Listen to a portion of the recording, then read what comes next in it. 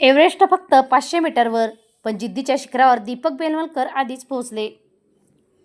कराडचे सुपुत्र धाडशी गिर्यारोहक मान्य दीपक बेलवलकर यांनी आयुष्यभर जपलेले एक स्वप्न उराक्षी बाळगले होते. जगातील सर्वोच्च शिखर माउंट एव्हरेस्ट एकदा तरी सर करायचे हे स्वप्न पूर्ण करण्यासाठी त्यांनी प्रचंड मेहनत घेतली. दररोज सदाशिवगडावर चढाई सराव, जिममध्ये 5 ते 6 तास कठोर व्यायाम, शारीरिक व मानसिक ताकद वाढवण्यासाठी सातत्यपूर्ण तयारी अशा अथक परिश्रमातून त्यांनी स्वतःला एव्हरेस्ट मोहिमेसाठी सिद्ध केले. गेले सुमारे 50 दिवसांपासून ते हिमालयाच्या खडतर वातावरणात बर्फाच्छादित प्रदेशात राहून एव्हरेस्ट सर करण्याच्या मोहिमेत सहभागी होते. उणे तापमान, विरळ हवा, जीवघेणे वारे आणि प्रत्येक पावलागणिक वाढणारी आव्हाने याचा सामना करत त्यांनी अविश्वसनीय धैर्य दाखवले. मात्र शिखराच्या अंतिम टप्प्यात त्यांच्या पायाच्या बोटाला गंभीर जखम झाली.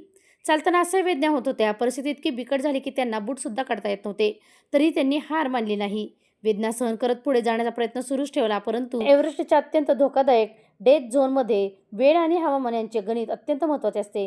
स्थितीचे गांभीर्य ओळखून पुढे जाणे जीवाला धोका ठरू शकते असे त्यांनी सांगितले. शेवटी सुरक्षिततेला प्राधान्य देत दीपक बेलवलकर यांनी 8,300 मीटर सुमारे 28,000 फूट उंचीवरून परतीचा निर्णय घेतला.